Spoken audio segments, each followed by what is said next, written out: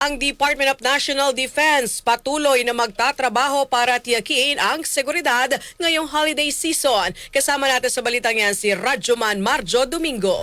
RNN Live Report! Sa mensaheng Defense Secretary Gilberto Teodoro Jr. ngayong bisperas ng Pasko, sinabi nito na patuloy na magkatrabaho ang Department of National Defense para tiyakin ang seguridad ngayong holiday season. Ayon kay Teodoro, mananatiling nakaalerto at nakabantay ang ahensya laban sa mga banta kagaya ng bagyo, lindol at pati ang issue sa West Philippine Sea. Dagdag pa niya ay umaasay na kagawaran ng suporta at panalangin upang bigyan ng lakas ang mga ito para magampanan ang tungkulin sa bayan. Nagpasalamat din si Teodoro sa mga nag-alay ng kanilang sarili para tumulong sa kapwa at kaisa rin sila sa pag-aalala sa mga biktima ng kalamidad.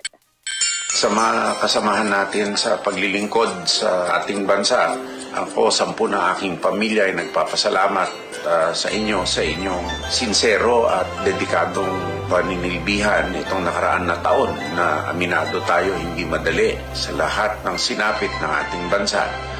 Maging hamon sa China, maging bagyo, lindol, bulkan, lagi tayo nakahanda upang magsilbi sa ating mga kababayan. Sana po wag din natin makalimutan ang mga kasamahan natin na ibinigay ang kanilang buhay para sa ating bayan itong nakaraan na taon. Yan ang tinig ni Defense Secretary Teodoro. Kasama mo sa DZXL RMN Manila, Radyoman Marjo Domingo sa Talk RMN.